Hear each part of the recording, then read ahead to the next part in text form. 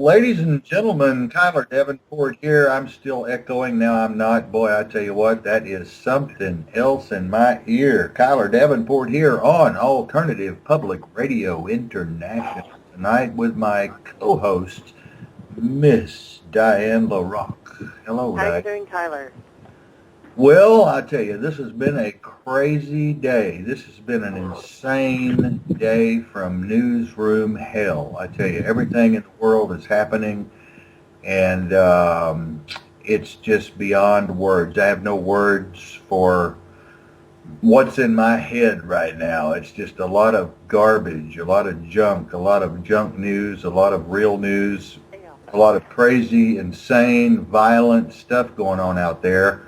On all sides. I won't blame any one side. I mean, all sides are going crazy. I've never seen anything like it.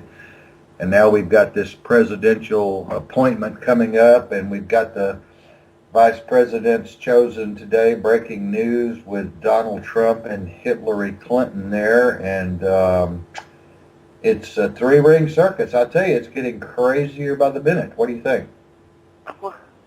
Well, I wasn't keeping track of Donald Trump today, so Well, whatever. somewhere along the way. You were out sunning on your porch or something. I was having a good time this afternoon. I was in the damn newsroom working my ass off, and you were out there having a good time. That's right. Yeah, we have got a show tonight. I tell you, it's going to be a rock and roll show. It's going to be a good show tonight. We've got Robin K. Miller on with us tonight. Robin is a former corrections officer, 20 years, retired now. She's got a book out, Inside the Dark Underbelly of Rikers Island. Retired female corrections officer speaks out.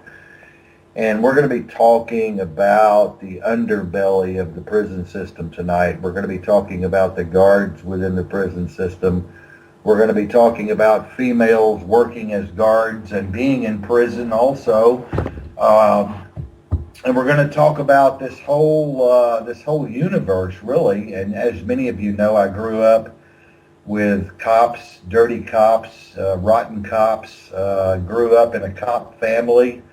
Worked for the governor's office myself as an agent for Governor Ann Richards in Texas back in the day. And, well, I can tell you a lot about prison systems, and the person we have on tonight, Ms. Robin K. Miller, can tell us a lot more. Hello, Robin Miller. How are you doing? Hey! I'm good. I'm good. Are you good? Are you good? You sound I'm good. good. I'm good. I'm good. It's hot. It's hot out here in New York City. It's hot, but I'm good. Wow. I'm here in the northwest where it's just as cool as everything. Man, it's nice here on the Pacific Well, Coast. it's hot and funky in New York. Really? Funky, huh? I like that. Yeah, it's always funky. Yeah, it's funky out here. It stinks. New York stinks. It stinks. Man. It's I a tell you concrete what. jungle. Yeah. You go outside, you be ready to fight. That's how, it's that kind of heat that make you mad. Make you want to fight. Yeah, you folks in New York always want to pick a fight. No, I don't fight, but it just makes you just like, ah! I went around the corner to the store, had to come back inside. I was just mad, just got mad. Oh, man. How hot is it?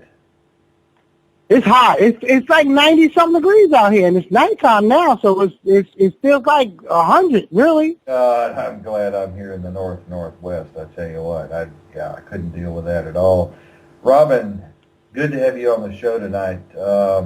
Tell us. Thank you. I wanted to ask you, what happened to you that brought you into this universe of being a corrections officer? Give me an idea of where you came from just before you, or when you started thinking about becoming a corrections officer. That's where I wanted to kind of start tonight. Okay, well, I didn't grow up saying I want to be a correction officer. I can tell you that. Yeah. No, I grew up in New York City. I grew up in Brooklyn, in Brownsville, in the projects in the 60s. It was really nice, and people really were bonded and stuck together. I don't know, I was working on Wall Street in the bank, Bankers Trust. I just got out of high school, looking for a permanent job, no college background. It was difficult back then. That was in the 70s, Yeah. the late 70s, early 80s. Yeah. And I was working in a lockbox on Wall Street, in the bank, in the basement somewhere, wherever. And this guy brought me an application for a correction officer. I had no idea what a correction officer was. All I knew is I was making $11,000, and I was at 19, 20, thinking about buying houses and cars, like really taking care of myself. Yeah. And I was trying to figure out how I was going to buy a house and a car with $11,000. And then this application said $21,000 to start, and then $27,000 after 3 years.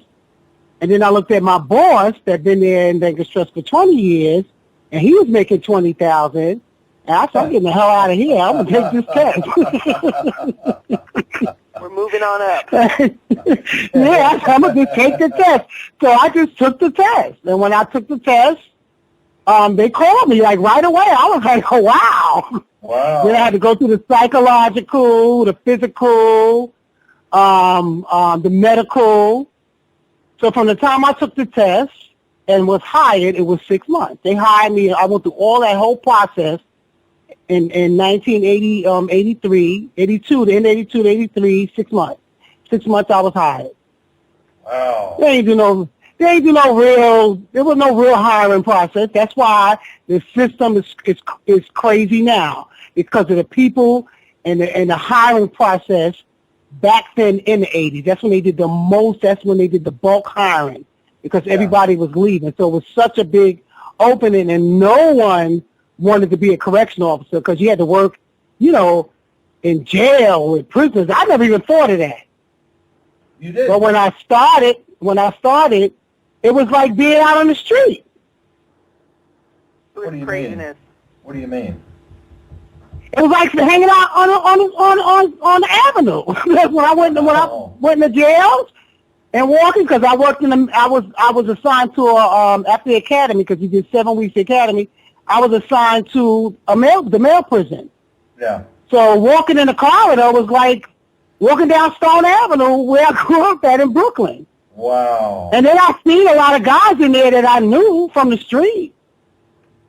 Wow. So it was like, it was no fear. It was just like, to me, it was like being at home. As far as thinking about it, I was not uncomfortable. Yeah. Put it that way. I wasn't uncomfortable because I was used to that environment because that's what I grew up in. And it wasn't really bad back then. Did you feel? It was not bad. Did you feel kind of special? Didn't you feel kind of special wearing a badge and a uniform? Yeah, when I first got the job, it was kind of hype. Yeah. You got your little badge and uniform and your shoes and, you feel a little extra. Yeah. You're young. Come on, I was 21. Yeah. I was still a kid, really. But you weren't. You weren't really afraid when you went in there. Say that again? You weren't really afraid when you went in there? No, it was like like I said, it was like, how you grow up and you walk down the avenue, for years. It's like you see people, y'all all grown up together. It's like, it was just like hanging out outside. Yeah. I felt safer inside because, it wasn't a lot of weapons. Like it wasn't, to me, it was safer. I would prefer to be a correctional officer back then because I didn't want to be on the street and be a moving target. Yeah. Like in jail, back then, it wasn't a lot of weapons. Now you can't say the same thing, but back then, I would rather wear the uniform inside than be outside and be a moving target. That's how I looked at it because, I had the opportunity to go to the police department, and I was like, no, because I didn't want to do that year on a beat because I didn't want to be a moving target. Yeah. So, no, I was never afraid. I preferred to work with the guys because I know they would listen to me. Females, I didn't want to work in a female prison because females challenge each other. Yeah. They size each other up. It's always that catty, petty mess. So, I was cool. My thing was respect. I just can't imagine being a female working in a male prison. I mean, even me being a male, I can't imagine that. It just seems like you would be afraid. It just seems like you're surrounded by criminals, by people who have committed crimes, and there you are inside without a gun in most cases, I guess, and you're just have your mace or whatever, and you're just. We had no mace. You didn't have no mace even. We had no mace back then. Oh shit. We ain't had shit. For a little utility knife, we had shit. Yeah, I didn't think about what I was doing when I went in there. I just went in there to get a paycheck. We didn't have nothing. They used to carry the long black flashlights, but they had to ban those because the officers was trying to break their skulls with the flashlight. Oh no. The long metal ones. We didn't have nothing. Let me tell you something. When you young, you think you fearless. You know, you don't think anything happens to you. You don't think. I think now, like me writing a book, I realized I could have got killed up in there. Yeah. I could have got raped. I could have got robbed. I could have got beat down. It's like, I'll look at it now. Oh, hell no. You take that job now. No way. Yeah. No. But like I said, it was different back then. And then at the same time, it was more control in the jails. The officers had more control in the jails because they was busting them upside their head. Yeah. So the prisoners were scared, and you got the old school prisoners in there. Yeah. Not today. Bust them upside their head today and just wait. They're gonna lay in the cut. That's why you see all this violence in jail, and these inmates fighting back now. They ain't doing what we did. Back then, you got to respect the officer. You don't talk back to them no matter what they say. If they slap you, you just shut up. That's the school we grew up in. Listen to Officer Joe, he's right. Or listen to the neighbor down the street. Even though she's a witch, you got to listen to her. Not this generation. Oh, no. No. Yeah. But my class, let me tell you something. My class, when I came on a job, and I went into the jail May 6th of 1983, my class of females was the first ones to go inside the back in the housing areas behind the gate with the prisoners. Oh, boy. The male officers filed a lawsuit because when the females started working in the men's jails, they would only work in the booth, which was the paperwork. Right. So the male officers had a fit, and they filed a lawsuit. So my class, which only like maybe 4 or 5 females, went to this. I worked on the Correctional Institution for Men. It's called Eric M. Taylorton's now. But we was the first ones to literally go in the back with them where they sleep. Oh, so you're wow. talking about a big housing area with maybe like 200-300 inmates, bunk beds, Jeez. walking around in their drawers all day. Yeah. Diane. But I ain't had no problems with them with that because I set my rules. I don't care what y'all do. This your house. But when you want to come over here and talk to me, don't be dangling. Yeah. Don't be dangling your dick because I'm not interested. Right. So how many years Just did you have work there, respect. Robin? How many years? I did you 20 work years. there? I worked 20 years. 20 years. Okay, till 2003. 20 years. And Yeah, I took 3 years in between. I took 3 years off. I had a baby. I wanted to quit. And in those 20 years that you were working there, what did you see within the prison system at Rikers? The way people were being treated, the way... Oh, they was treating them like shit. They was beating them down. My first year there, I'm still traumatized behind it. I never forget. I was taking a group of adolescents. We had to wake them up 5 o'clock in the morning and take them down to the mess hall. Go down the stairs, go down this long corridor. And I had already read them the riot act. You know how your mother reads you the rules before you leave the house. Don't act up. Do what you're supposed to do. No talking, no this and that. It was a couple of officers on the side of the wall. They pulled this one prisoner out of my line. His name was Deadeye. They pulled him out. He didn't say nothing. He didn't do nothing because he was under my custody. He didn't do nothing. They pulled him out, put him on the side of the wall, and they just started beating him down and beating him with them long black flashlights. And I see blood gushing out his head. I'm standing there like, oh, my God. And it's like, for some reason, I knew, don't say nothing. Don't say nothing. They beat him. And then the other officers in the hallway, they come. They just start kicking and stomping him. And I'm like, after that, I really read them the riot act when we would leave the housing area. Don't give them a reason. Don't say nothing. Don't even look in their direction. It's like those beatings, it wasn't an everyday occurrence, but it was more than enough. And the crazy part about the guy that beat him in the head, wound up making it all the way to commissioner. Damn. Yes. He made it all the way to commissioner. So if I would have said something back then, trust me, I would have been fired. They would have set me up and I would have been fired. He made it to the top. He made it to the top because he was so corrupt. Yes, he did. He followed orders. He followed orders because that was the thing. Bust their ass, keep the numbers down, let the public think violence is down in the jails, and we don't want no incidents. There's a lot of covering up and everything. It was a lot. It was a lot. I see more than enough beatings, more than every day, and it wasn't everybody, all officers, but it was always a goon squad. And it was the goon squad, a lot of times, they didn't even work in the housing areas. They didn't even work directly with the prisoners. They come out the office, and it's mostly white guys, and they just start busting people's asses, and then they go back in the office, and they leave all officers out there to clean up their mess, and they don't realize that it made their lives a living hell. Because now you got an angry inmate. Yeah. Yeah. And then I watch them slap grown men just for nothing. Or inmate asks him, a prisoner asks him, because we don't have inmates in there. This is something that people don't realize on Rikers Island.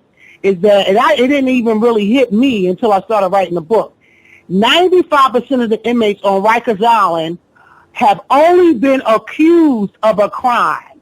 They have not been convicted. They have not had their day in court. They are awaiting the outcome. It's not like upstate. Rikers Island is really like a county jail. It's like me or you. If we walk outside, somebody say we robbed them, and we like, hell no, we didn't. We go to jail, and then depending on who the judge is, they set you with this $50, $60, $70, $100,000 bill that you can't afford. So now you're sitting in jail. Are you guilty? Not yet. Exactly, but that's how they look at everybody on Rikers Island, like they're criminals. But they haven't even gone to court yet. And I was asking, reading before, and I wanted to ask you this, that compared to the stats of today, when you were working back there, what was the percentage of Black and Latino men that were inside, or the women and the adolescents, compared to today? Because I see today that we have over 90% Black and Latino inside Rikers right now, and 40% are with cases of mental illness. What was it like back then for you? It was 100%. 100%. It was the same. It ain't not changed. It's a business. It was the same. And let me tell you something. I would say I would say like 90, 95%. Yeah, it's still the same. You know, the Black and Latino. But I would say out of that 90, 95%, by the time these officers finish with them, out of that 95%, 75% is mental. Jail does a mental thing on you. Okay. 75. It's more than that. Once they beat you in first of all, once you go to jail for something you didn't do, you're going to changes right there. Then when you ask the officer for some toilet paper and they slap the shit out of you, then they doing something to you mentally there. Then when you say something in the back, and once they put you in solitary confinement, your brain is gone.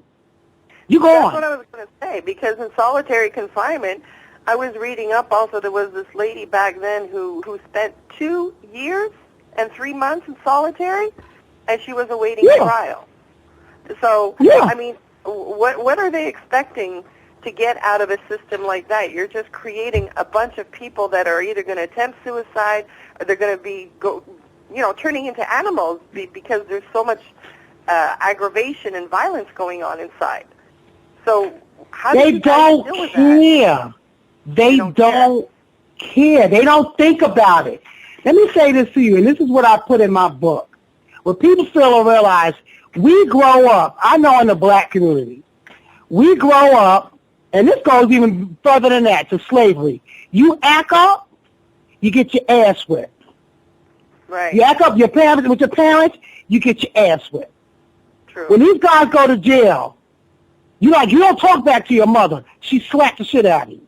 These guys in jail, they ask the officer for some toilet paper. Officer tell them, shut up and sit down.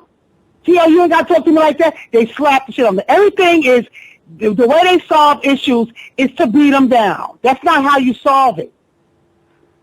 So there, you're gonna have problems. And if you don't, and once they beat you down, now they got to cover their tracks. So they're gonna throw you in solitary confinement. You want to know why the streets are so bad now? You look at the prison system. The prison system is a reflection of the streets. I don't doubt that.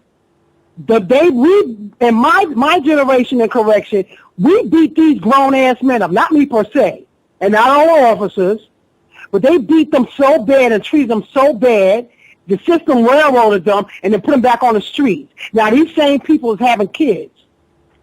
Right. They angry, they mental, they going through it all. And they raising these kids. They're raising animals.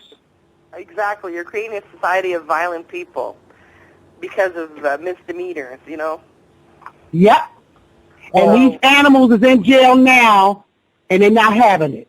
Robin, let me ask you, Robin, what groups are out there that were able to penetrate or infiltrate the prison system to try to bring reform to the prison system when you started, and how have those groups progressed today, and are they doing any better today to bring reform than they were then? Well, I didn't. You asked me a bunch of questions. I heard reform. It got muzzled. Reform. Were there any groups trying to reform the prison system when you were in? No. Nobody cared. I cared. I tell you that. Nobody cared. You had a couple of good officers in there that cared. You got a couple of good officers in there that tried, that was above the fray, and they didn't get down with that. But no, nobody cared. The officers too much fighting with themselves.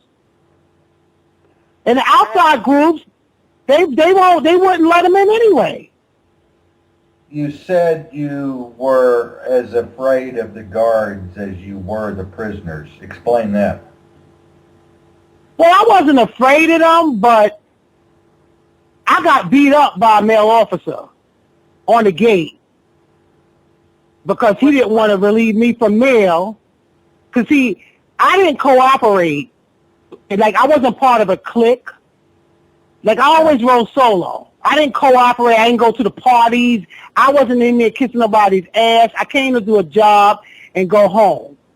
Yeah. And this one particular officer, he liked me. At the end of the day, that's what it really all boiled down to. And when I was a rookie, I'll never forget, we used to have to take the Rikers, we used to have to take the bus from the institution on Rikers to the main building, so we could either get in our car or get on the bus to go home.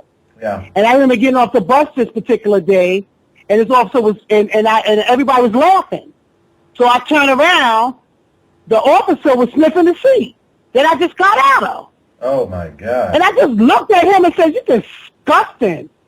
Like, I flipped. And he probably was mad from then. So I was already on the burn in there, period. That's what we call a burn. They used to give me all the worst posts, because when I first came on the job, they tried to put me in personnel, and I had to tell them, look, I didn't come here to file. I could have stayed at Bankers Trust. I didn't come here to have sex. I used the F word. But I said, I didn't come here to have sex. I came here to work. Yeah. Because that's what they do. They put you in there and put you on display like you're a hooker or something, and see who can get first digs on you. I didn't come to work for that. I came to work to work. Yeah. So when I came flat out and said what I said, you couldn't even eat lunch in there. As soon as you sit down and eat, here come all the officers like vultures. Then they start throwing me in all the worst, undesirable posts, and I didn't care. Yeah. It's 8 hours, I want to work, and that's it. So the officer, now I'm working a 7 to 3 tour. It's 12 o'clock. You're supposed to get a meal period 4 hours in. Now we're going on 5 hours. I'm calling the captain, where's my relief? Now we're going on 6 hours. Like, it's almost time to go home. So this particular officer comes down the stairs, because the captain said, I'm going to send you a relief. I'm going to send you a relief. Then he said, tell all the officers course relief. I'm going to ask something. He ain't relieving you. We ain't relieving you. Now I'm standing on this gate. I have 4 gates. I had no chair, nothing. Standing now, I'm standing. I'm starving. And he comes down the stairs, so I'm glad. I said, oh, you my relief? He just started laughing. I was like, what's so funny? Let the inmates relieve you. I said, let your mother relieve me. And he ran downstairs, and he punched me in my face. Oh, my God. Yeah, I was in shock. I bet I shut up then. Oh, shit. Yeah, I know it was adolescent of me to say that, but it's like that just flew right out my mouth. Like, I was mad. It's like, come on, I only got, what, an hour and a half left and I'm leaving, and he thinks this is funny and I'm hungry? And I don't know, after that, I just blacked out. I don't know what happened. All I know is my face was bloody, and my finger was bleeding, and my chin was hurting. Oh, boy. Oh, boy. So he snatched the phone and hung it up while I was talking to the captain. So the captain gonna call me back and tell me, why you hang up on me? I said, you better send me a relief now. I just got assaulted on the gate. But the warden was after me. First of all, they sent me to inmate hospital. They tried to cover it up. That was for starters then. And I made a call, and now they at least sent me to the hospital, but they sent me to the Rikers Island AIDS hospital. Oh, God. Yeah, I did the research and realized where they had sent me. I just found that out doing the book.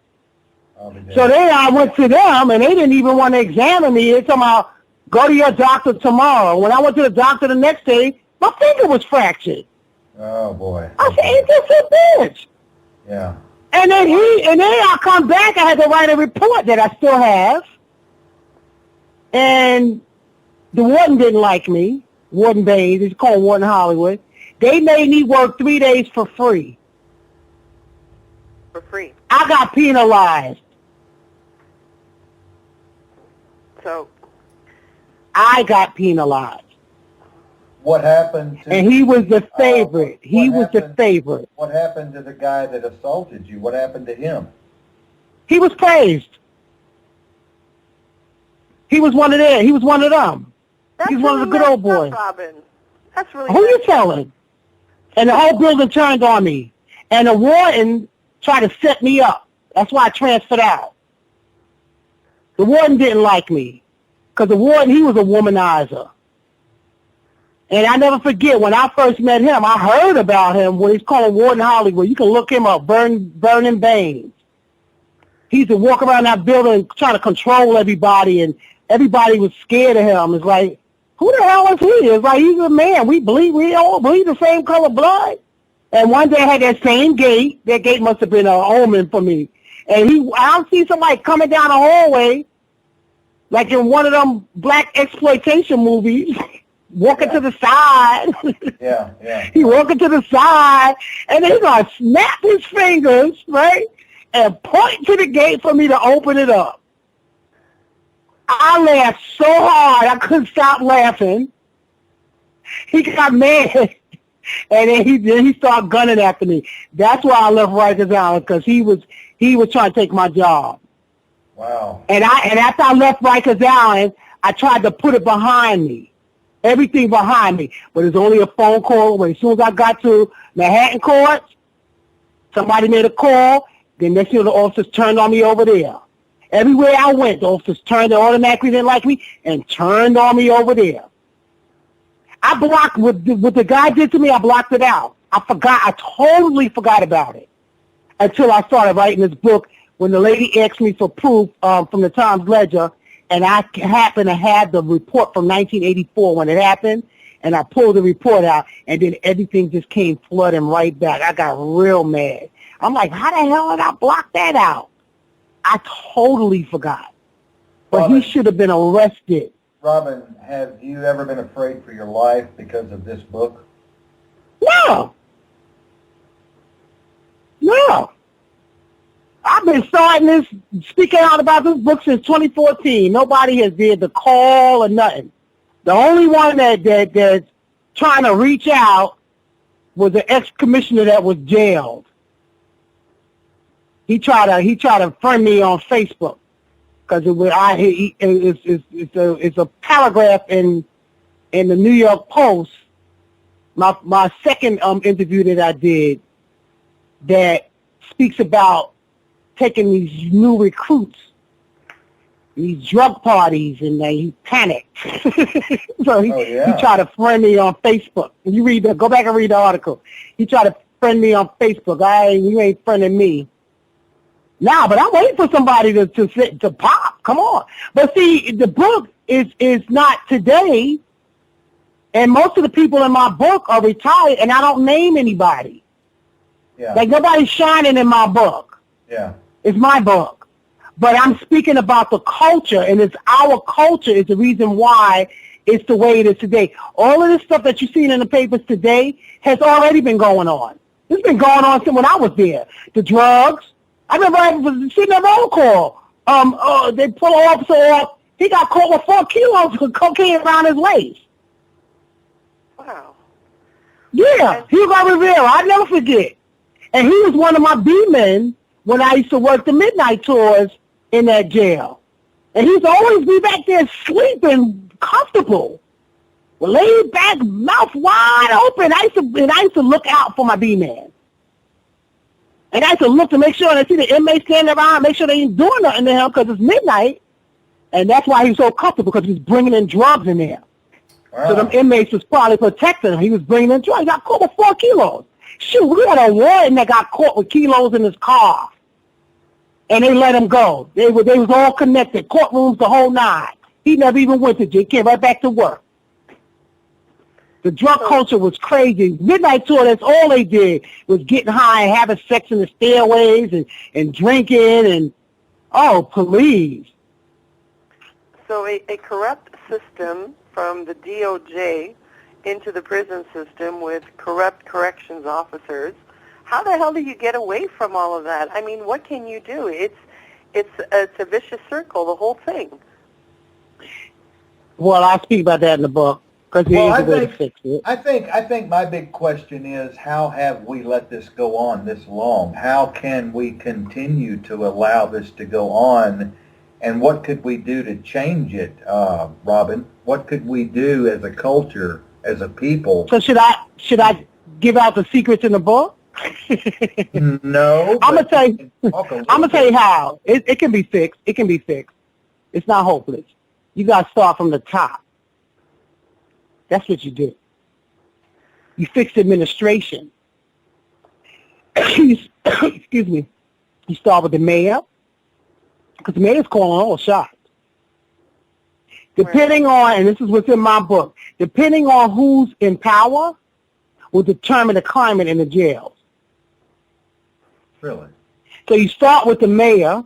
The mayor has to stay on top of the commissioner. The commissioner stays on top of the chief operations on down. You got to stay on top of them deputy wardens, deputy wardens, division wardens, whatever the hell they calling them now, and the captain. And you got to make these people do their jobs.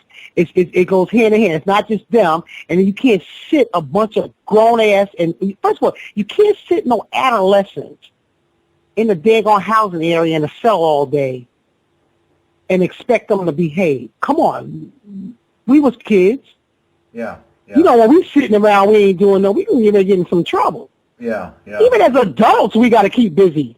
Right. Or we start plotting. Yeah. When you don't give people stuff to do and they sitting around all day, what the hell you think they going to do? It goes hand in hand. The problem is they took all the programs out. They took programs out in the street. I remember we used to have community centers to go to, dance, all kinds of stuff, all the PALs. They always had something for us to do as kids. That's what kept a lot of us out of trouble in the 60s. Yeah. They don't have nothing for them to do. They don't have nothing for these kids to do. And these kids are already angry. They probably don't have their parents. Ain't nobody sitting home no more. Both parents got to work, and most of these households are single. No, it goes hand in hand. The administration got to stop being so damn corrupt. And what I suggest is that we got de Blasio out here, and we got the commissioner.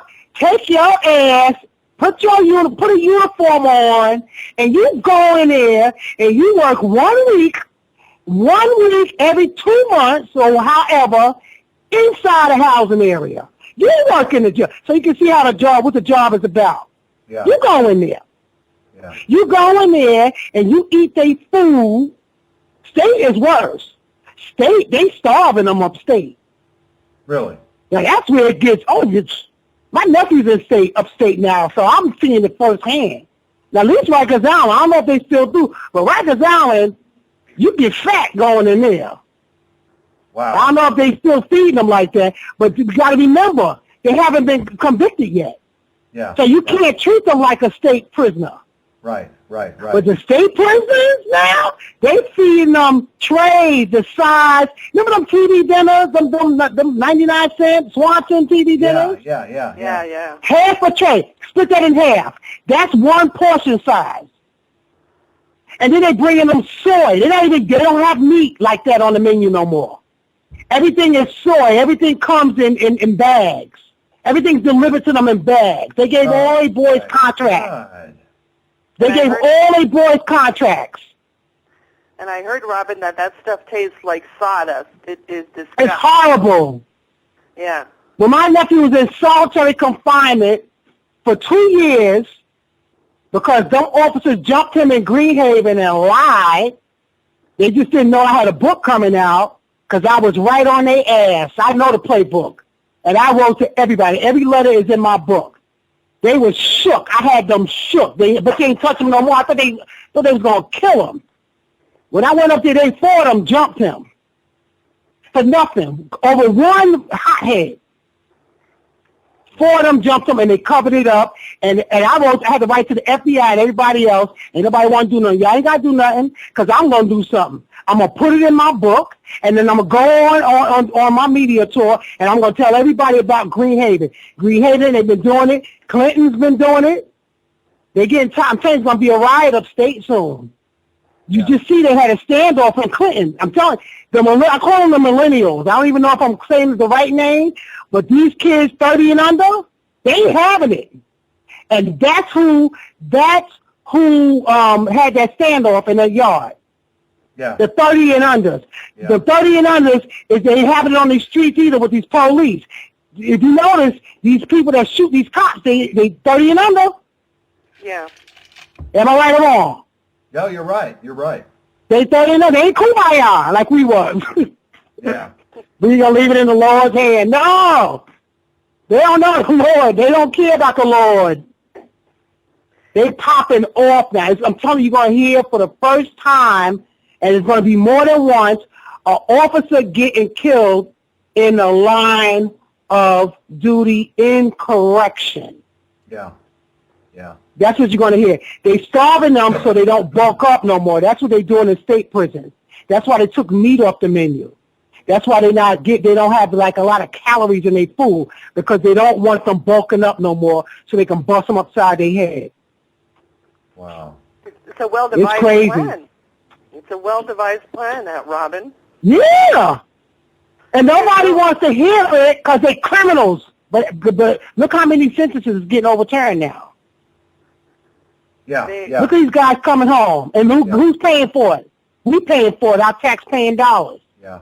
When they win these lawsuits, who's paying for it? Robin, you said they were having sex in the hallways or under the stairwells. Was that men having sex with men? Well, you had men having sex with. You had male officers. Another story I'll never forget. We stayed at roll call. They told us the story. These are inside stuff that they don't hear out in the street because this is like officer stuff. Officer used to work the midnight tour on a different building that I worked in, and he used to pull out this homosexual inmate out.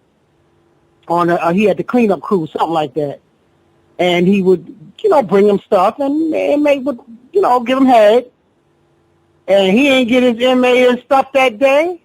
Inmate bit his penis, honey, and saved it, and saved it for IG. They did a Lorena Bobbitt. Oh my! Yes. God. Yes, Lord. and I think he committed suicide years later. The officer. Yep. How? Wow. Robin, how did this affect your relationships with people outside the prison when you were working and you were under so much stress and all? How did it affect your social life? I don't have one. That's how it affected it. That's why I knew something was wrong. That's why it was time for me to write a book. I ain't been out of my house really since I retired. I didn't want to deal with people. Yeah, I didn't want to deal. And I'm a people person. Like, when I go out, go to the store around the corner, whatever, I know everybody around the area, but you ain't coming in my house. I don't want to socialize with people once I come in my house, not unless it's on the phone or something like that. That's how the job affected me. I went to my own private solitary confinement because they took me through so much shit on that job with the he said, she said, with the gossiping, with the messing with my paperwork, trying to get me fired, trying to get me transferred, just the petty jealousy. It's just every day I walked to work, I had to watch my back. Leaving me with prisoners, leaving me 2, 3, 4, 5, 600 prisoners at a time by myself. If it wasn't for them prisoners, I wouldn't have made it out of there alive. The prisoners kept me safe. Yes, the prisoners kept me safe. So they want me to honor this blue wall, and why are you speaking that? They can kiss my ass. Because when I really started thinking about it, it's plenty of times that I've been alone, and I'm supposed to have a B-man watching my back when I'm opening these gates and stuff, and I'm with all these prisoners, and especially working in the court. They coming back from court, and they blowing trial, and they upset because they ain't do nothing, and they mad. They ready to bust somebody upside their head. Where's my B-man? Yeah. Nowhere around. Oh, Miller there. Fuck Miller. We don't like her anyway because I ain't dancing to y'all music. That's not what it's about. Any officer, whether I like them or not, I had their back. I had their back. It may pop. I'm sitting right there. I got your back. Nah, they treat me like crap. I'm going to ask you, Robin, all of this time that you did, and I quote time, because in a way, even after all those years, 20 years on the job, you did your time in Rikers as well, because now that you're retired, you're still reliving all that you did over there, what happened. And so my question is, was it worth the money at the end of the day? Where's the money? Mm-hmm. What money? Your pay, like what you were making, your salary, and all the bullshit that you had to go through. I didn't get compensated. I didn't get compensated. No. Well, we retired on half pay. I didn't get compensated. I didn't get compensated for everything that I went through. No. All I know is I had to go to, no, I didn't get compensated. And I couldn't work overtime so I could have one of them fat checks when I retire.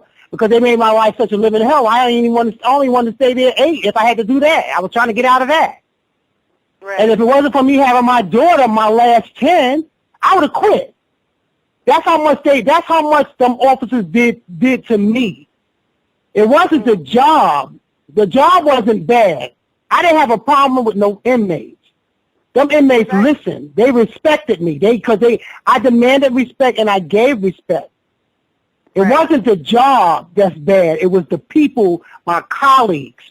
And it wasn't even the white colleagues. It was the my people with the bullshit every day.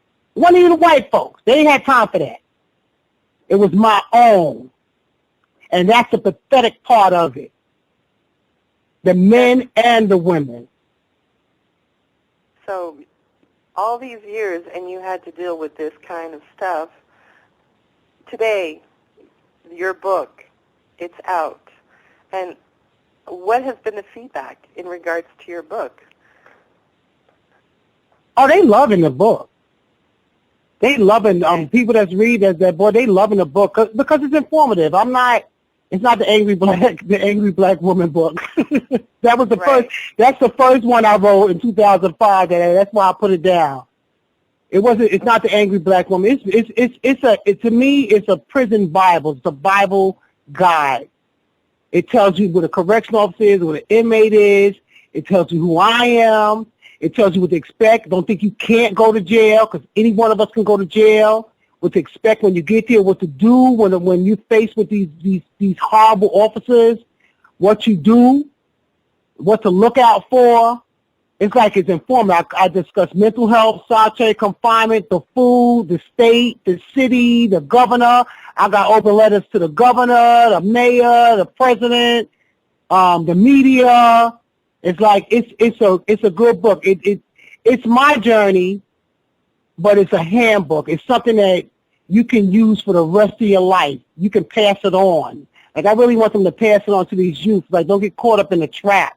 I know you're angry, but don't get caught up in it.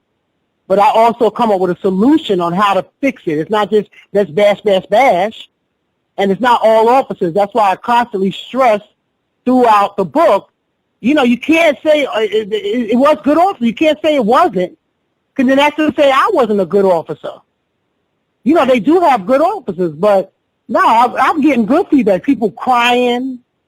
Like, if the book is going to touch you, people, they crying, they mad, you know, they laughing. It's like it's me. Like, I'm talking to you now. That's how I'm right. That's how I wrote the book. I just had professional eyes scope over it before I released it, so I'm, you know, come out looking stupid. You know, because it's my first book. Right. Do you find, Robin, that from your process of writing your book, have you felt any kind of a healing process in letting it go and just sharing it with the world, like getting the weight off your shoulders? Yeah, it did. When I first finished writing it, I cried. It took a big load off of me. Good. A big load. It took a great load. Because when I found that report, it opened up Pandora's box. Because when I first wrote the book, was thinking about writing it, I was like, let me make some money. Let me write a book. Like it was a joke almost. Mm-hmm. And then I went on Kickstarter, try to raise money. And then, you know, I'm going to tell all the dirt. I'm going to tell all the dirt. I didn't know where God was taking me with this book. And then at the first interview, she asked me for proof, and that's how I found a report. And when I found a report and I read it, it just opened up I call it Pandora's box. It just opened up all kinds of wounds. And then when she did the article and she posted it, then the officers read it. A lot of officers started making comments. Right. And it brought back all those memories. I started getting anxiety. I couldn't even read no more. I was getting anxiety. And it started reminding me, like, wait a minute, they abused me too. So I'm watching them abuse inmates. I was abused.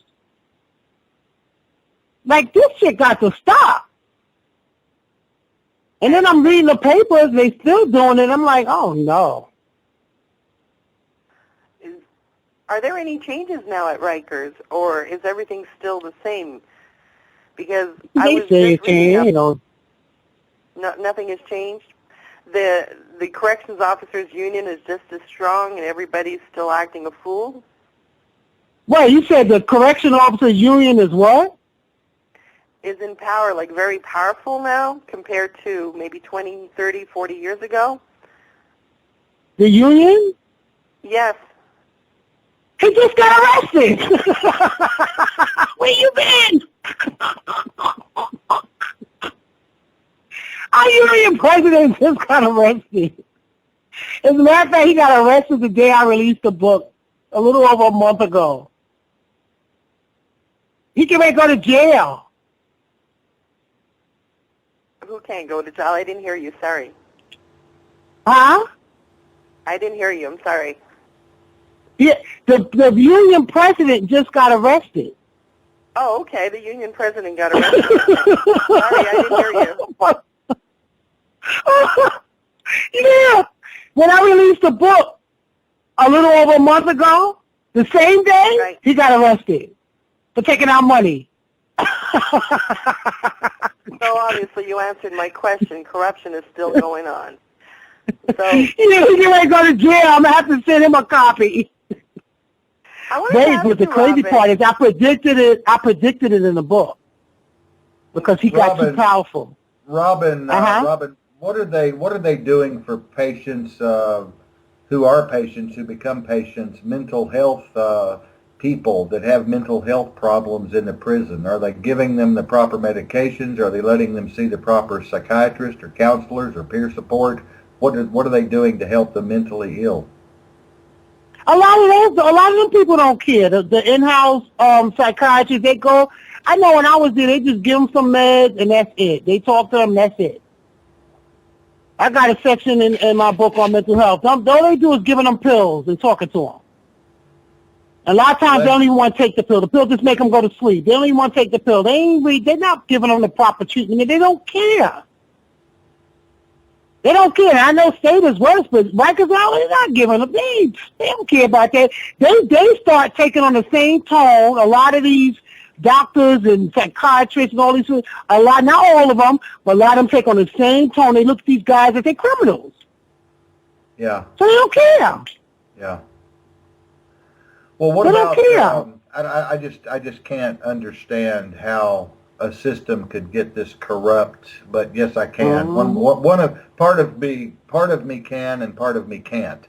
I mean, you would think that there would be more advocacy groups out there working diligently on this problem, trying to get it solved. But I know that the general population believes that anybody who's in prison is a rotten, dirty, filthy scoundrel, criminal, and they don't want to think about them being in there unless you have a son or a daughter or a brother or a sister or nephew or niece or cousin that's in there. You really don't want to think about those people that are in there, and that's a terrible state that we're in. That's a terrible thing. We should think about those people because they're human beings, right? Yep. Well, that's in my book. It's exactly what you said. I put that in the book. Exactly the same way we look at people. That's what I want to change. You got to change the mindset of people because we automatically think, and I even ask people out in the street, especially Rikers Island. Rikers Island ain't even gone through the process yet, and you already got them tried and convicted. But then when a correction officer gets arrested, you want us to wait. Don't judge them. Yeah. They're entitled to have a judge and a jury. So what's the double standard bullshit? That's exactly what I put in my book. What's the difference? When our commissioner went to jail, did you look at him like he was a scumbag? And it starts in the academy because, like I said, I'm coming on a job. I'm in the academy. Y'all training us to believe that we can go into Guantanamo Bay. Yeah. You're giving us karate courses and all of that and telling us that's the enemy. That the prisoners, the having that's awaiting trial, are the enemy. So we're going in. They tell the inmate is not your friend. But he's not our enemy either. Yeah. So we're going in with that mindset. But see, they couldn't do that to me. Because see, when I went in, I could identify. Because I see these guys on the street. I see them on the street. Yeah. As long as they didn't disrespect me, we was good. And they knew not to. I had too much mouth. They want to hear my mouth. Well, you were considered a whistleblower. You were considered a whistleblower. Now you're really considered a whistleblower.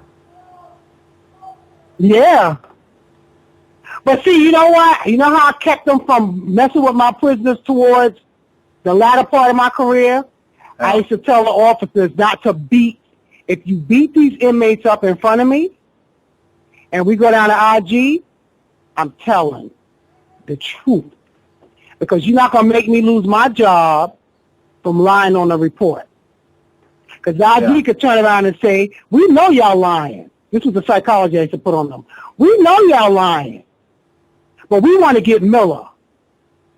So tell us the truth, and then we can get Miller. And that's how I used to keep them from doing stuff in front of me. Also, what I would do is any institution I went to or anywhere I was at, every time they had openings in IG, I fill out my application and go to the captain and say, here, put my application in. I want to go to IG.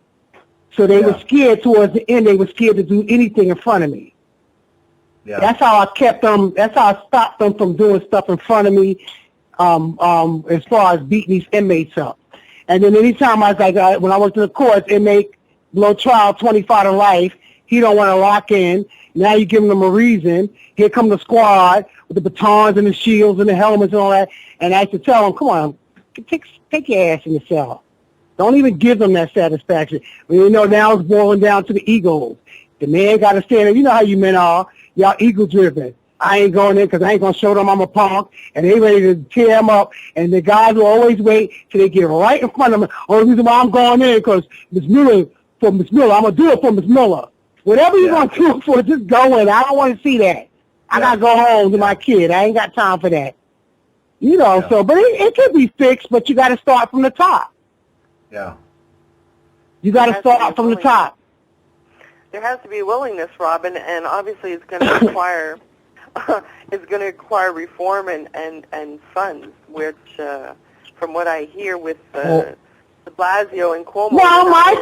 Well, funds, no, I fixed that too. I covered that in the book too, how to pay for it. That's in the book. I got that. I already know that. That's in the book. It's a way to pay for it.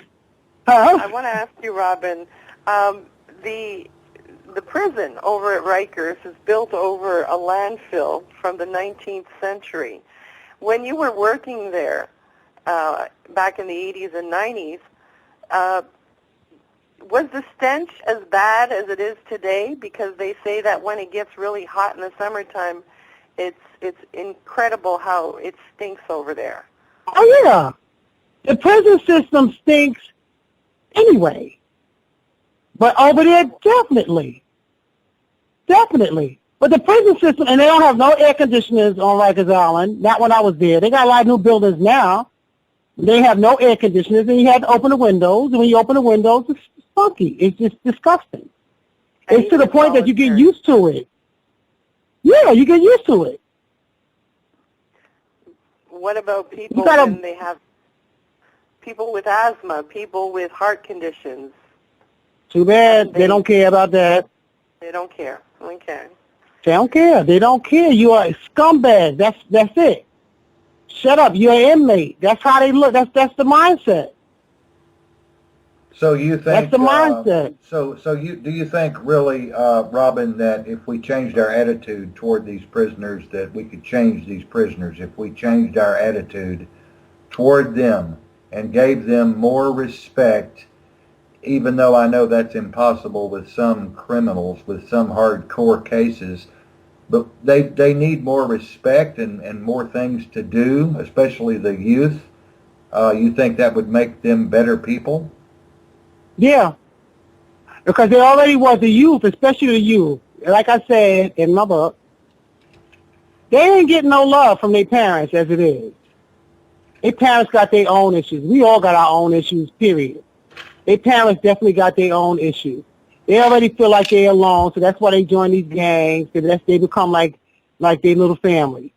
When they see that somebody cares and they go on an extra mile, and it's like they still impressionable, you can still have a little impact on them. They're kids. They technically still a responsibility of their parents.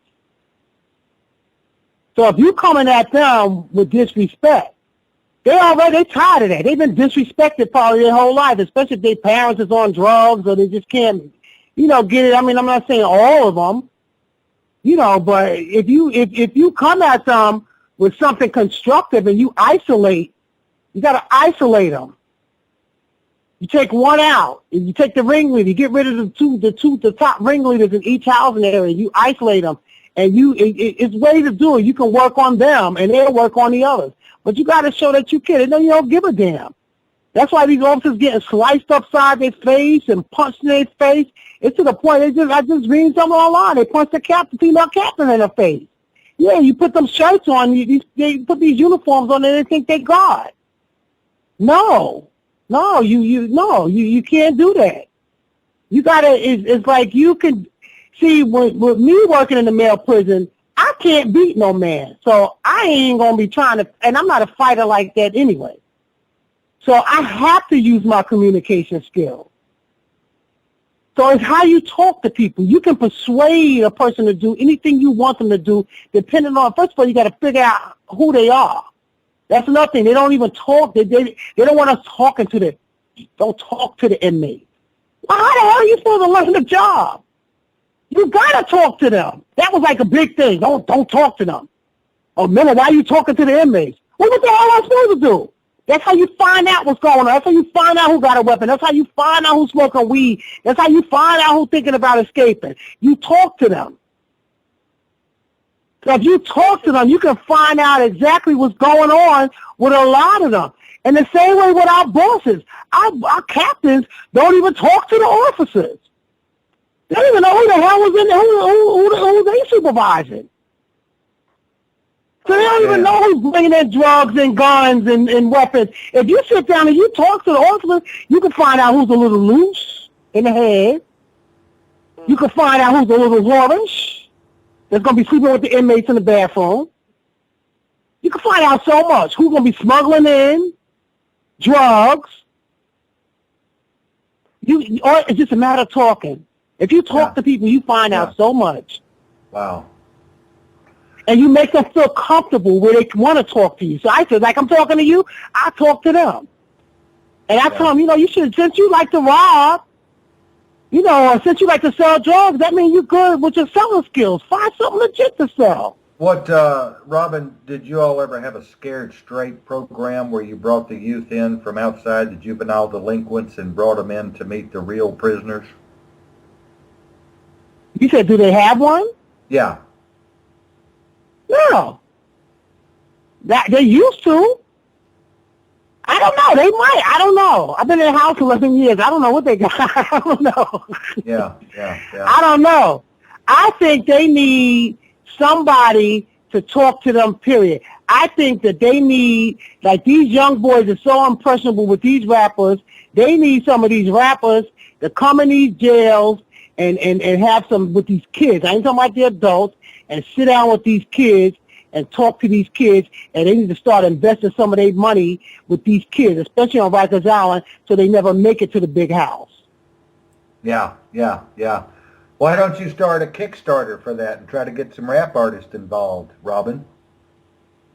I got a movement that I'm getting ready to start trying to get, I'm going to get 6 million troops worldwide to fight prison abuse. Wow. What's it called? It's the D. Brown Project. That's what I'm working on. That's after I do this movie, because I'm getting ready to I'm writing a movie now. So I want to give everybody the visual of what's going on in these prisons that I can't give them in the book. Yeah. So I'm almost done writing that script. I got 2 deals on the table. And that's what I was doing for 20 years. I was writing movies. That's how I stayed sane and was able to stay on that job, too. I was writing, producing, and directing movies on the side, and I had a record label. So I had outside interests, so I wouldn't focus on that job. So all that time, I learned how to write. My gift is writing scripts. So once the book was done, now I can do the script. And that's what I've been working on the last couple of weeks. I'm trying to finish that up this month, so I can start the media tour promoting the book and get the organization, the D. Brown Project. And maybe with the D. Brown Project, we can slide in with me, what we just spoke about, getting celebrities to get on board. I just got to get past the script first, because, after a while, the book will die down. People will forget. No, I want y'all to see. I'm going to stay in their face, because then after that, then comes the TV series. I already wrote half of one. I'm doing 3 pilots. It's going to be like Law and Order meets Empire, where I can expose all the stuff that the officers is doing. Oh, I'm going to be all in their face. Wow. They're going to be like, this bitch ain't leave yet? Where's she going? No, I'm going to stay. I'm going to keep it in. I'm going to keep it in their face. No, that's how you fix it. You can't stop. That's the thing. When people, they start trying to do something, they get discouraged, and they stop. Yeah. Once you start, you can't stop. You got to keep taking the next step, the next step, the next step. And I got a lot of followers on Facebook. You see, I hit up everybody. I hit you up. Well, yeah. I was going to say. I hit you up. You was like, how you find me? That's what you said. How you find me? Yeah, I was going to say, Robin, if you're not afraid of stalkers, we can send you 5,000 or 6,000 friends. Do you mind if we do that? Yeah, go ahead. Definitely. Okay, good. Definitely. I'm pleased. I know how to shut people. I work with prisoners for 20 years. You think I don't know how to shut people down? Yeah. I saw you. When you work with prisoners, when you work in the correction business, you have to be very flexible. You have to be able, sometimes I go to work and got to go all the way down, stoop down to the lowest, and then I'll leave work and go sit in the CEO's office of Sony Records or something with the CEOs. So it's like, I'm all over the place. I adapt to my environment. Yeah. Cool. And my thing is, I'm not playing. I'm going to reform. We're going to stop this prison abuse, and we're going to fix these prisons.